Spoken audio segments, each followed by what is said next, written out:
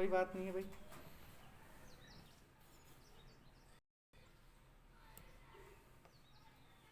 देखो बेटा, आज का जो अपना पॉइंट है वो एक क्वेश्चन के रूप में है। उस क्वेश्चन का आप लोग लिख लो। ट्रांजिस्टर के उभयनिष्ठ उत्सर्जक विन्यास की, ट्रांजिस्टर के उभयनिष्ठ उत्सर्जक विन्यास की परिपथीय संरचना का निर्माण कीजिए तथा उसके प्रवर्धक के रूप में उपयोग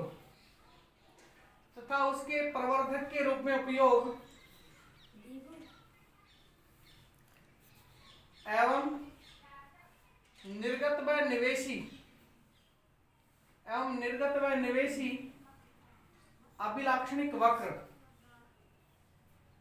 अभिलाक्षणिक वक्र को सविस्तार समझाइए। देखो बेटा, इधर ध्यान दो थोड़ा सा। ये आपका है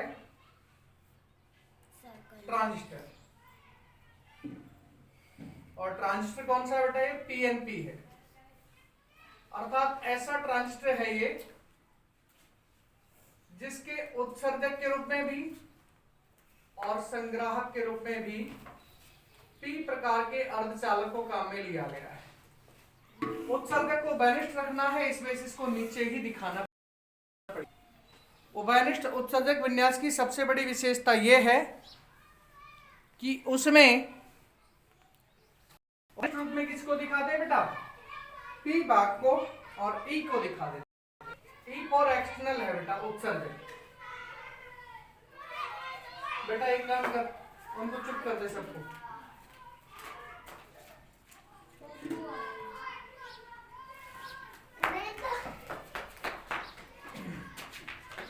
यहां बेटा अग्रबायस की स्थिति है, इसलिए मिलीमीटर को यूज करेंगे हम। किसको यूज कर रहे हैं बेटा? मिलीमीटर को। इसका प्लस यहां और माइनस यहां, इसका संपर्क करना है यहां पे आरएफ से। आरएफ से मतलब है अग्रबायस लोड प्रतिरोध। ये आरएफ है बेटा, फॉरवर्ड बायस का लोड प्रतिरोध। इसका संपर्क जिधर आपको पी भाग दिखाई देना बेटा, उधर इसका प्लस जोड़ना। ये तो माइनस ऊपर जुड़ जाएगा, तो स्वाभाविक सी बात है कि ये पी भाग यहाँ पे नीचे दिख रहा है, इस वजह से मैं नीचे प्लस जोड़ूंगा यहाँ। अग्रबायस की सबसे बड़ी विशेषता ये है। इसमें काफी बड़ी बैटरी लगाई जाती है, इस वजह से 2-3 इसमें नोड लगाए जाएंगे। ये प्लस लगा दिया और इसका ये संपर्क कर दिया, स्रोत लग गया। आगे बढ़ा देता हूं मैं इसे, इसको यहां पे कनेक्ट कर दूंगा। यहां नीचे वोल्टमीटर लगाना है, चाहे फॉरवर्ड बायस हो और चाहे रिवर्स बायस हो, वोल्टमीटर ही लगेगा। मिली वोल्टमीटर या माइक्रो वोल्टमीटर नहीं लगेगा। अब देखो, इसका प्लस यहां है सीधे आपकी तरफ, तो इसका भी प्लस सीधे आपकी तरफ ही होना चाहिए, अर्थात नीचे ही होना चाहिए। ये फॉरवर्ड बायस की पूरी स्ट्रक्चर बढ़ गई बेटा। रिवर्स बायस की बात करते हैं। रिवर्स बायस में मिलीमीटर की जगह पे माइक्रोमीटर को यूज करेंगे, और इसके जस्ट अपोजिट डायरेक्शन में आप लोग इसका कॉम्बिनेशन बिठाएंगे। कैसे बिठाएंगे? देखो आप इधर, यहां पे माइक्रोमीटर लगाएंगे। माइक्रोमीटर ठीक पहले यहां वोल्टमीटर लगा देंगे। इसका बेटा प्लस नीचे है और माइनस ऊपर है। इसका कैसा होना चाहिए है भाई? इसका प्लस ऊपर होना चाहिए और माइनस नीचे होना चाहिए, क्योंकि इसके जस्ट अपोजिट डायरेक्शन में सारा काम होना चाहिए। यहाँ पे यूं चल दिए, ये माइक्रोमीटर भी लग गया, इसको थोड़ा छोटा कर लो, नीचे कर दो इसे। यहां लोड प्रतिरोध लगाना है, कौन सा लोड प्रतिरोध लगेगा? आर आर लगेगा, रिवर्स बायस का लोड प्रतिरोध, आर आर, रिवर्स बायस का लोड प्रतिरोध। ठीक है, अब प्लस कहां लगाओगे बेटा? रिवर्स बायस की स्थिति है, पी भाग नीचे है, तो नीचे तो आप लोग प्लस को लगा नहीं सकते, हमें प्लस ऊपर ही लगाना पड़ेगा। प्लस हमने यहां लगा दिया, इसको यूं घुमा लो, प्लस ये लगा दिया, minus plus minus plus minus plus minus, और इसको यूं कॉम्बिनेट कर दिया। ठीक है, इसका जस्ट अपोजिट हो गया ना, ये हो गया कि नहीं हो गया अपोजिट? इसका प्लस ऊपर है बेटा, सॉरी प्लस नीचे है और उसका प्लस ऊपर है। इसका नाम बताओ आप लोग, इसका नाम क्या होगा? किस किस के बीच में जुड़ा है? ये तो बी है, ये बेस है बी, और ये कलेक्टर है सी। ये पी भाग है, ये एन भाग है, और ये भी पी भाग है। मुझे पता है प्रिया को कुछ समझ में नहीं बैठ रहा, नहीं ना? पता है मेरे, क्योंकि आपने बेटा वो 6 कॉम्बिनेशन नहीं पढ़े जो मैंने उस दिन बनाए थे ना, वो 6 में से तुमने एक भी नहीं पढ़ा। ये समस्या है आपके साथ। देखो, अगर बायस की स्थिति है बी और ई, तो इस बैटरी का नाम होगा VEB। VEB है इसका नाम। यहां से धारा निकलेगी, यहां धारा को एंटर होते दिखाओगे, यहां भी धारा को एंटर होते दिखाओगे। यहां से धारा ऊपर जाएगी IE के रूप में,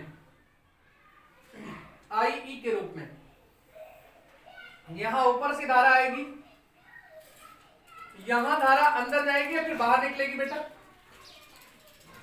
इसमें धारा अंदर जानी चाहिए, यहां पे IC धारा।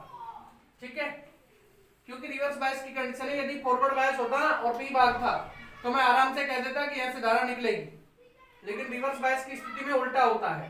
ये माइक्रोमीटर है, यहां पे इस माइक्रोमीटर का प्लस माइनस बताओ बेटा किधर होगा? है भाई, इसका प्लस माइनस बताओ कहां होगा? इसका प्लस यहां होगा और इसका माइनस यहां होगा। इस बैटरी का नाम बता दो मेरे को। VEC, बिल्कुल सही है, इसका नाम हो गया VEC। यहां से धारा को बेसिक से निकलते दिखा दो। आप लोग एक काम करो, चित्र बना दो बेटा फटाक से।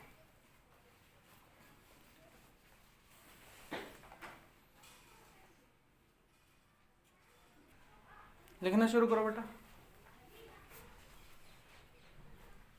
प्रवर्धन लिखो बेटा पहले तो। प्रवर्धन, ट्रांजिस्टर के द्वारा किसी निवेशी संकेत को, ट्रांजिस्टर के द्वारा किसी निवेशी संकेत को बड़ा करने की प्रक्रिया, ट्रांजिस्टर के द्वारा किसी निवेशी संकेत को बड़ा करने की प्रक्रिया को प्रवर्धन कहते हैं, को प्रवर्धन कहते हैं। अगली लाइन में तीर का निशान लगा के लिखो। वह युक्ति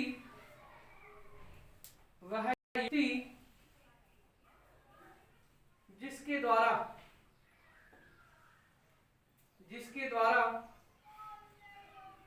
किसी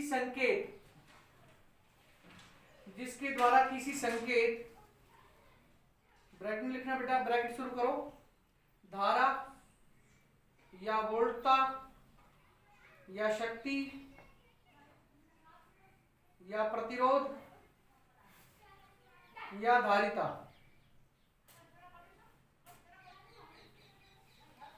को बड़ा किया जाता हो,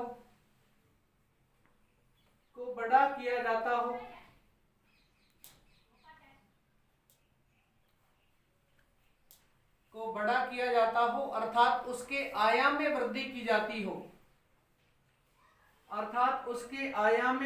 जाती हो,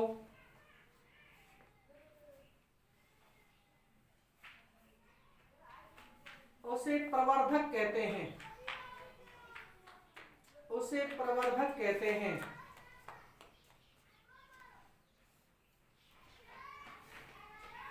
प्रवर्धन की प्रक्रिया में, प्रवर्धन की प्रक्रिया में संकेत की आवृत्ति, संकेत की आवृत्ति तथा आकृति नहीं बदलती है,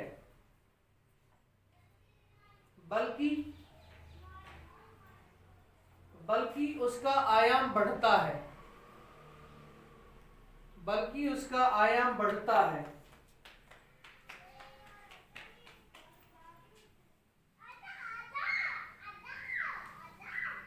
दिए गए चित्र में बेटा किसको वरिष्ठ लिया गया इसमें, उत्सर्जक को या संग्राहक को या फिर आधार को? देखो सामने और बताओ। उत्सर्जक। दिए गए परिपथ में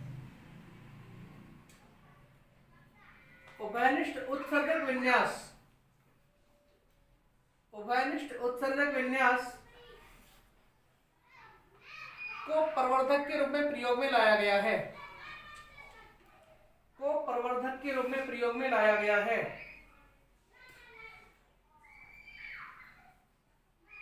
नीचे लिखो बेटा, पैराग्राफ चेंज कर लो और फिर लिखो। चित्र में कौन सा ट्रांजिस्टर बेटा, पीएनपी या एनपीएन? चित्र में पीएनपी ट्रांजिस्टर को, चित्र में पीएनपी ट्रांजिस्टर को उभयनिष्ठ उत्सर्जक, उभयनिष्ठ उत्सर्जक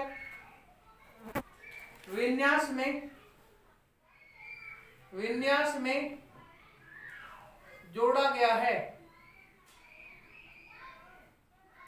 जोड़ा गया है। इस ट्रांजिस्टर में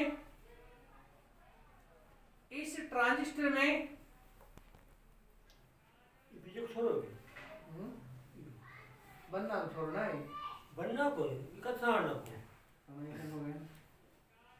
इस ट्रांजिस्टर में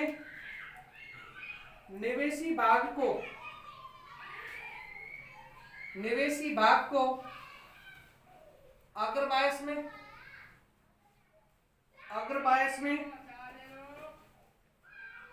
निर्गत भाग को पश्च बायस में रखा गया है, तथा निर्गत भाग को पश्च बायस में रखा गया है।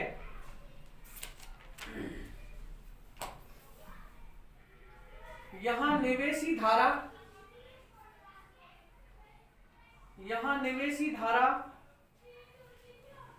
IB को मापने के लिए, IB को मापने के लिए मिली एमीटर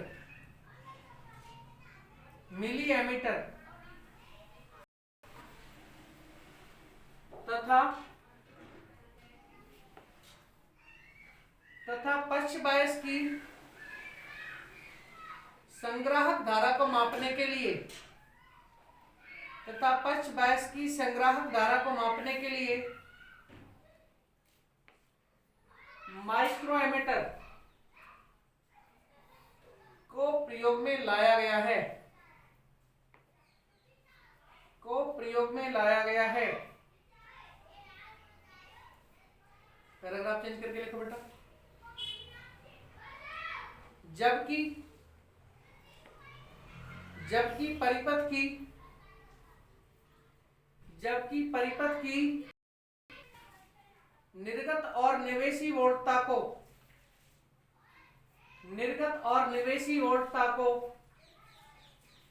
एक वोल्टमीटर के द्वारा ही मापा जा रहा है। बेटा वोल्टमीटर में ना तो हमने मिली लगाया ना माइक्रो लगाया, इसमें केवल एक सामान्य वोल्टमीटर को लगाया है, केवल एक वोल्टमीटर को प्रयोग में लाया।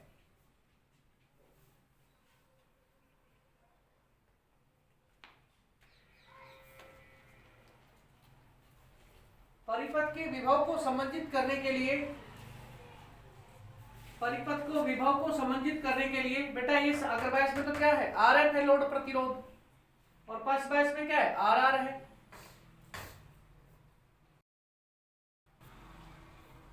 प्रतिरोध को मापने के लिए लोड प्रतिरोध RF, लोड प्रतिरोध RF तथा RR, एक बेटा कैपिटल R एक स्मॉल r उसके जस्ट पास में, RF तथा RR को क्रमशः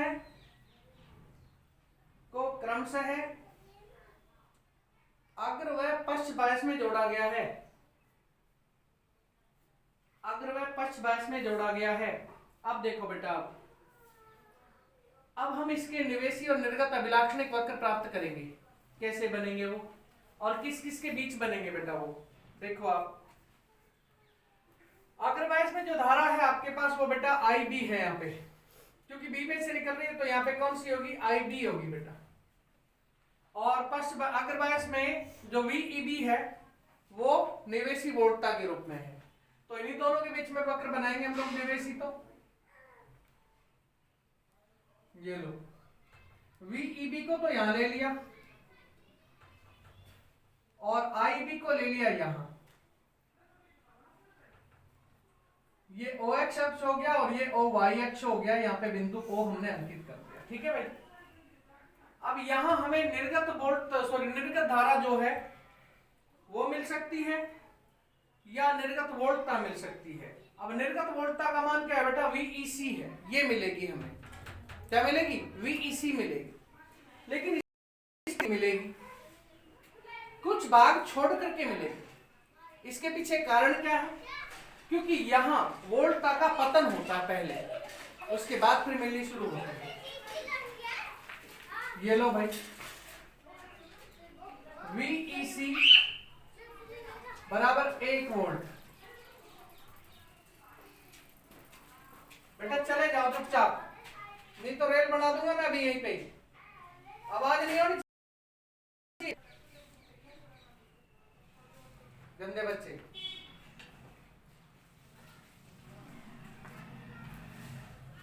इसके बाद में बेटा 2 वोल्ट मिल जाएगा, यहीं से मिलेगा बेटा, इसके जस्ट पास से। ये VEC के मान हो गए सारे के सारे। इसके बाद 3 वोल्ट मिलेगा और इसके बाद 4 वोल्ट मिलेगा। अपने को 4 ही रीडिंग लेनी है बस। इसमें जो अग्रबायस का जो अभिलाक्षणिक वक्र है ना बेटा, ये पीएन संधि डायोड का जो अग्रबायस था उसके लगभग समान है। ये अपने को लिखना भी होगा, लिखाऊंगा अभी मैं आपको, लेकिन आपको ये ध्यान रखना है कि जो अग्रबायस का जो वक्र है या जो निवेशी जो अभिलाक्षणिक वक्र जो है वो VEB और IB के बीच बनेगा। अपने को ये ध्यान रखना है कि यहाँ IB जो धारा इस बायस में जो आ रही है, जो भी धारा यहाँ पे आती ना, ये IE के बीच बनाता मैं, अगर ये धारा नीचे आ रही होती तो। लेकिन IE की एक कमी है कि दोनों में है, ये पश्च बायस में भी और अग्र बायस में भी है, इसमें से IE और VEB के बीच नहीं बना सकते। अपने को IB और VEB के बीच ही बनाना पड़ेगा, जबकि जो अपना VEC जो है वो अपने को निर्गत के रूप में मिलेगा। एक काम करो, आप ये चित्र बना दो फटाक से, जल्दी से बना दो भाई। आज इस वक्र पूरा करना है बेटा, इस मिनट को अपने।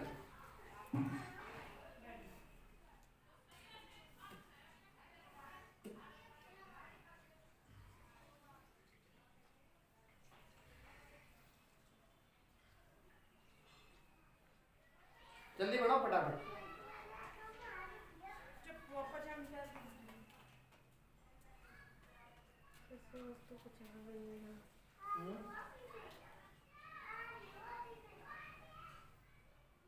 बढ़ गया प्रिया, बना रही है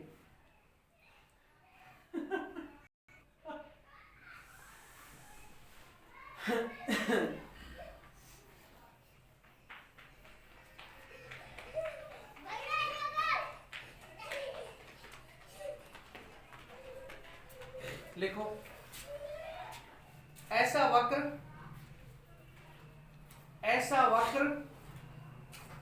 जो निर्गत वोल्टता को स्थिर रखकर,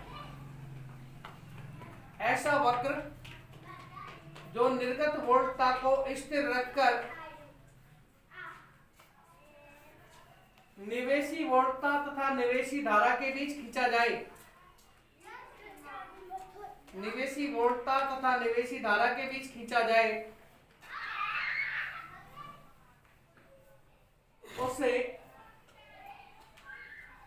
उसे निवेशी अभिलाक्षणिक वक्र कहते हैं,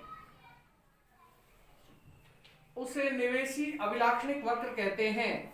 एक बार वापस से रिपीट कर देता हूं, ऐसा वक्र जो निर्गत वोल्टता को नियत रखकर निवेशी वोल्टता और निवेशी धारा के बीच खींचा जाए, उसे निवेशी अभिलाक्षणिक वक्र कहते हैं। लिख लिया बेटा ये? इस वक्र में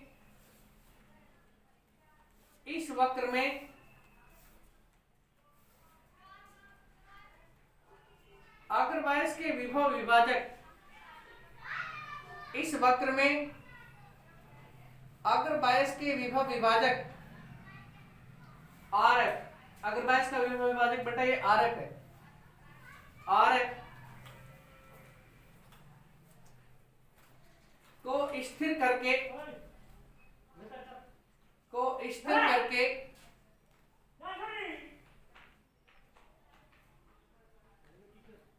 पक्षबायस के विभव विभाजक R की सहायता से, पक्षबायस के विभव विभाजक R की सहायता से निवेशी वोल्टता VEB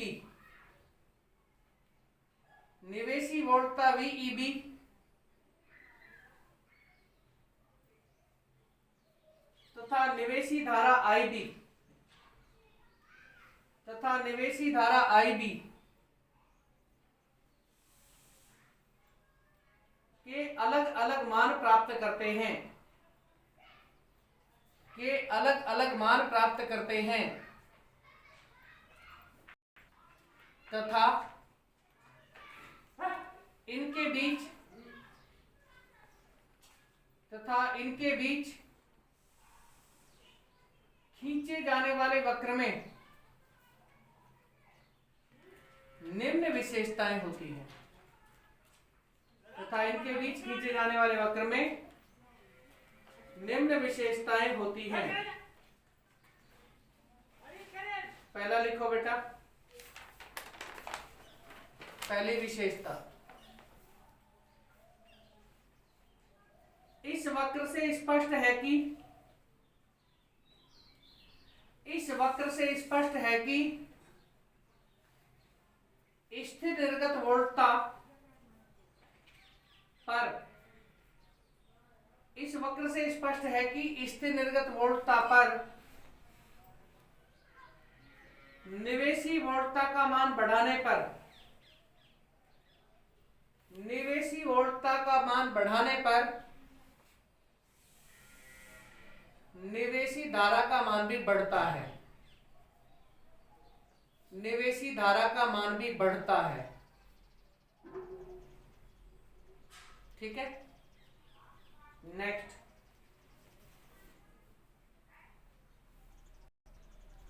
निवेशी वोल्टता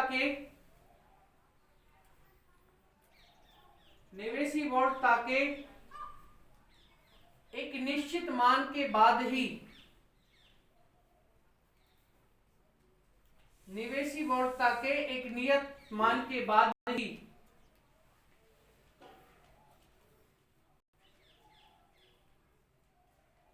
धारा का प्रवाह प्रारंभ होता है, धारा का प्रवाह प्रारंभ होता है, जिसे देहली वोल्टता या क्रांतिक वोल्टता कहते हैं। देखो बेटा, यदि ऐसा नहीं होता तो VEB का जो मान, VEB के 0 मान से शुरू हो जाते हैं इनके मान प्राप्त होने, जबकि मैंने कुछ दूर से बनाए हैं ये। तो यहां जो अपनी वोल्टता है ना, यहाँ पे जो अपनी वोल्टता है वो देहली वोल्टता है।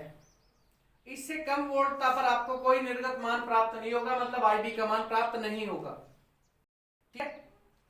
इसी वजह से इसको अपन लोग देहली वोल्टता कहते हैं। आगे नंबर 3, निवेशी अभिलाक्षणिक वक्र।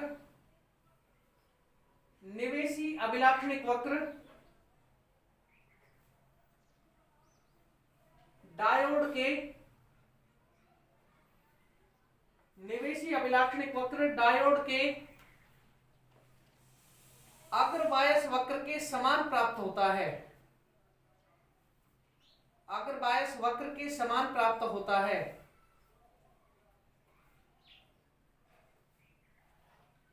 तथा गतिक प्रतिरोध का मान निम्न प्रकार ज्ञात करते हैं।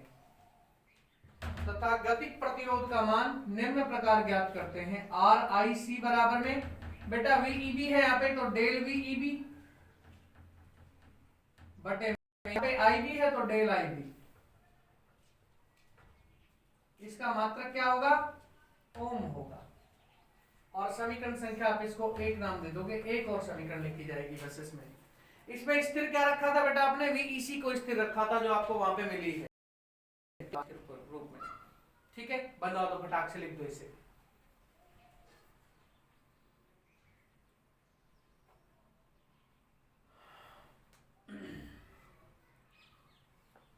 लिख दिया? नेक्स्ट पॉइंट डालोगे बेटा, निर्गत अभिलाक्षणिक वक्र। निर्गत अभिलाक्षणिक वक्र, ये यहां बना रहा हूं बेटा मैं, निर्गत अभिलाक्षणिक वक्र।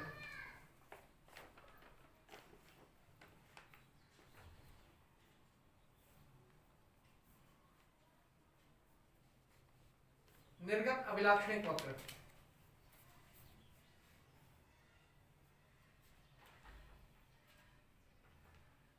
इसको बिंदु A, इसको बिंदु B नाम दे देंगे हम लोग। यहां से हमें धारा के मान मिलने शुरू होंगे।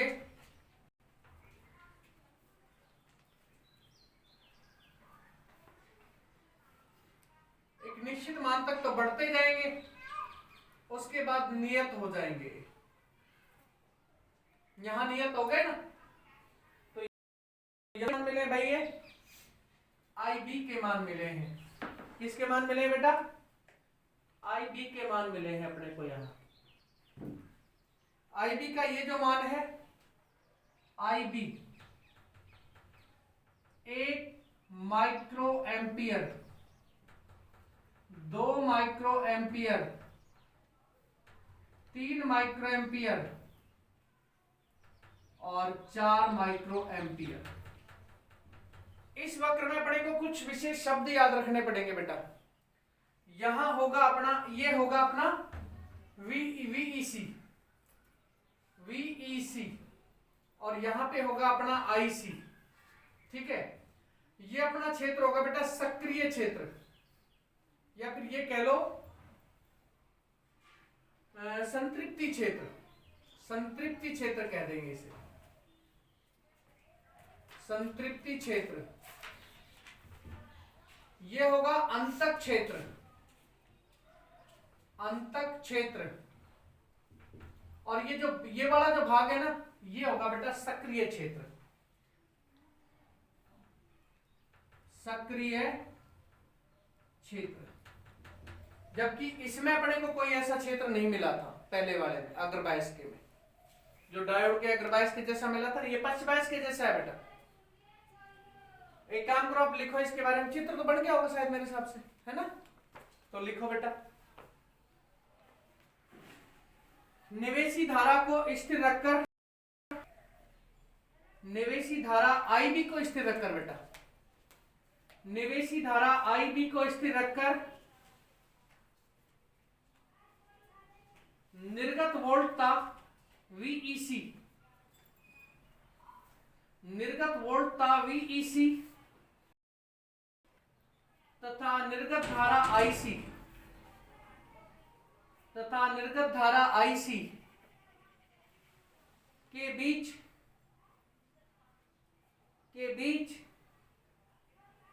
खींचा गया अभिलाक्षणिक वक्र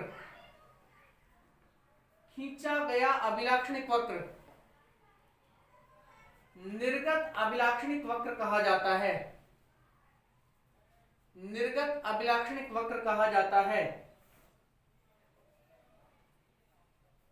इसमें नीचे बेटा नेक्स्ट पैराग्राफ में लिखना है। इसमें विभव विभाजक RF,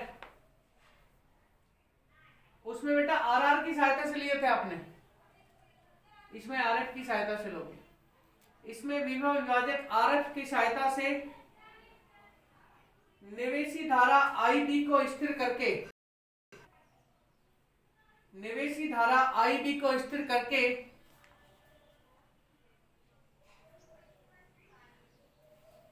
निर्गत वोल्टता VEC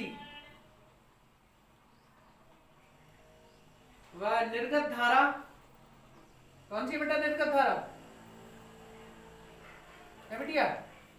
कौन सी धारा निर्गत धारा है इसमें? पश्च बायस की धारा कौन सी है? शुद्ध पश्च बायस में जो, तो वो IC है। निर्गत धारा IC के अलग अलग मान प्राप्त किए जाते हैं। अलग अलग आते हैं तथा इनके बीच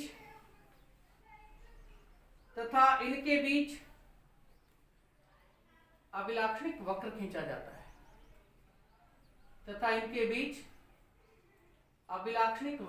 जाता है। जिसकी निम्न विशेषताएं कौन कौन सी विशेषताएं देखो भैया। पहली विशेषता लिखो, निर्गत वोल्टता को बढ़ाने पर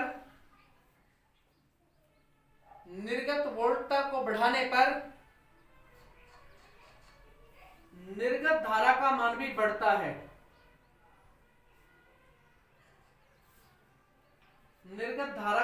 बढ़ता है। तथा अंततया वह नियत हो जाता है। देखो बेटा यहां से तो बढ़ रहा था मान, लेकिन यहां जाकर के नियत हो गया। इसके बाद में बढ़ा नहीं है, उतना ही मान चलता रहा। तो पहला तो हमने लिखा कि निर्गत वोल्टता को बढ़ाने पर प्रारंभ में निर्गत धारा का मान बढ़ता है और अंततया नियत हो जाता है। नंबर दूसरा, निवेशी धारा का मान बढ़ाने पर निर्गत धारा का मान भी बढ़ता जाता है। निवेशी धारा का मान बढ़ाने पर निर्गत धारा का मान भी बढ़ता जाता है।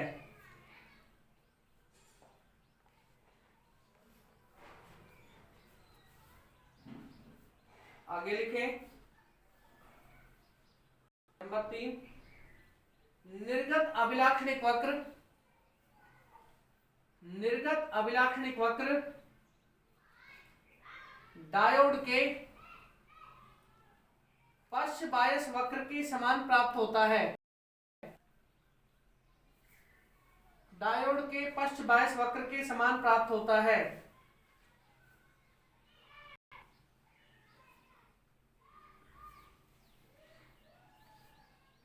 अब बेटा तीर के निशान लगाओ, अब नंबर में डालना, तो आपको तीर के निशान लगाने। देखो आप इधर थोड़ा सा ध्यान दो, ये है अपना O बिंदु, ये Y बिंदु और ये X बिंदु। तो बेटा OX अक्ष के जस्ट पास में कौन सा क्षेत्र है? अंतक क्षेत्र है।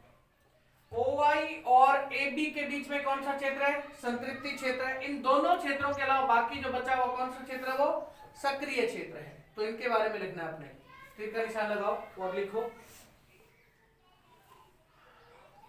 OY अक्ष तथा AB रेखा के बीच के क्षेत्र को OY अक्ष तथा AB रेखा के बीच के क्षेत्र को संतृप्ति क्षेत्र कहा जाता है। संतृप्ति क्षेत्र कहा जाता है।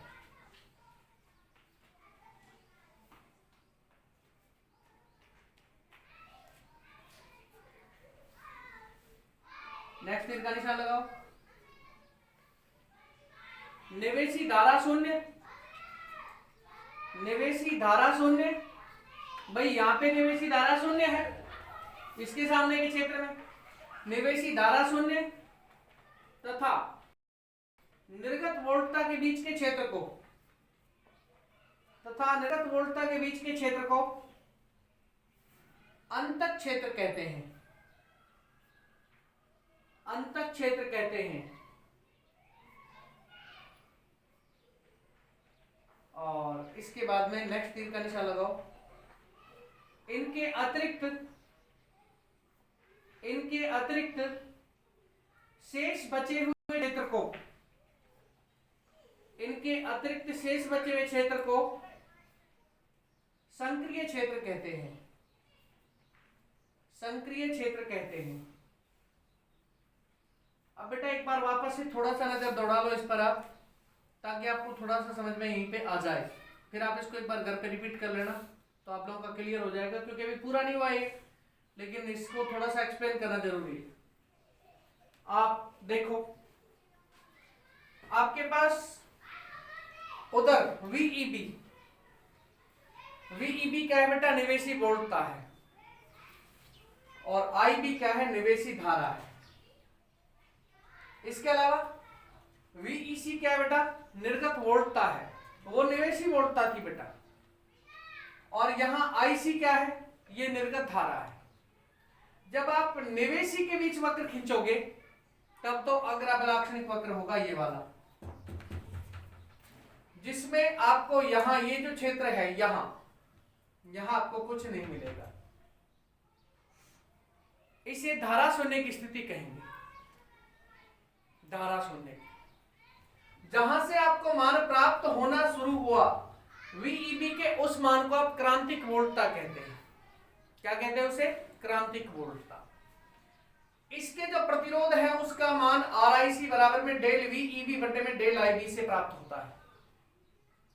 पश्च अभिलाक्षणिक वक्र में अपने को क्या देखना है कि भाई ऐसा क्षेत्र है, यहां धारा का मान तो बढ़ रहा है, लेकिन इसके बाद में फिर ये संतृप्त हो जाता है, नियत हो जाता है। इसलिए इसको अपन लोग कौन सा क्षेत्र कहेंगे? संतृप्ति क्षेत्र कहेंगे। कौन सा क्षेत्र कहेंगे? संतृप्ति क्षेत्र। अब जहां कोई धारा नहीं है, यहां कोई धारा नहीं है बेटा, मैंने इस बेसिस को हम लोग कौन सा क्षेत्र कहते हैं? अंतक क्षेत्र कहते हैं।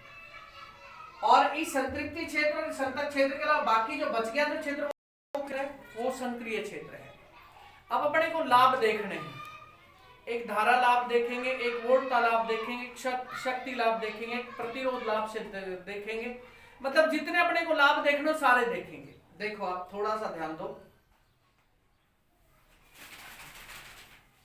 मैं इसको थोड़ा सा मिटा लूं।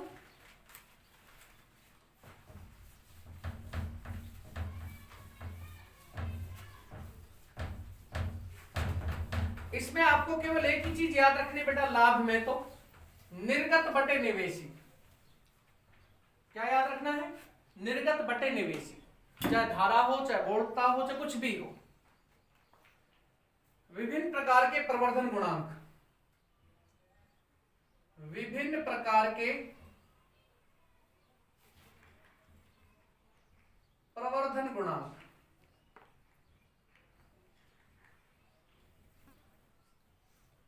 या लाभ या लब्धि, किसी भी नाम से पूछ सकता है बेटा आपसे। वो लब्धि के नाम से पूछ सकता है, लाभ के नाम से पूछ सकता है, प्रवर्धन गुणांक के नाम से पूछ सकता है।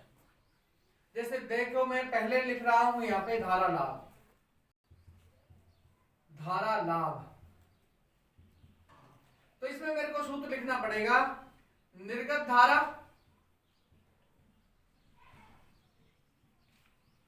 बटे में निवेशी धारा, निवेशी धारा।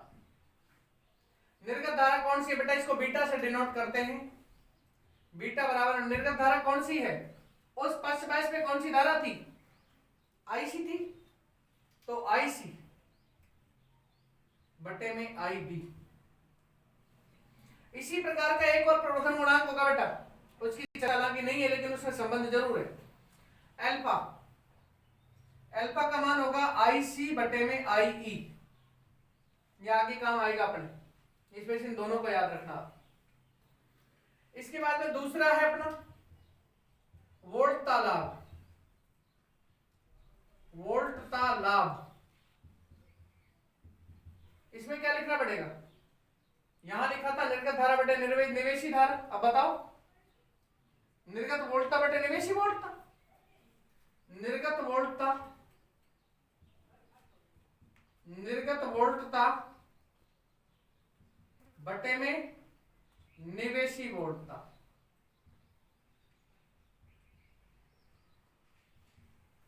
इसमें सूत्र याद रखने आपको केवल, और सूत्र भी क्या याद रखने, निर्गत बटे निवेशी याद रखना, जिसका पूछे उसका नाम बता दो।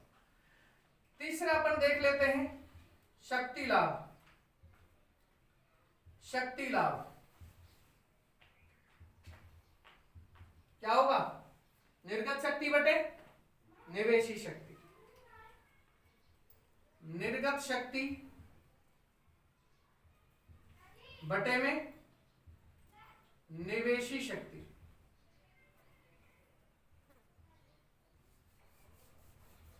इसके बाद में चौथा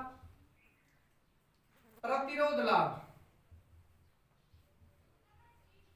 प्रतिरोध लाभ।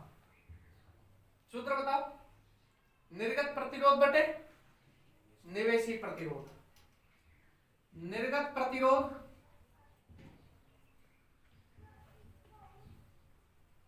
बटे में निवेशी प्रतिरोध।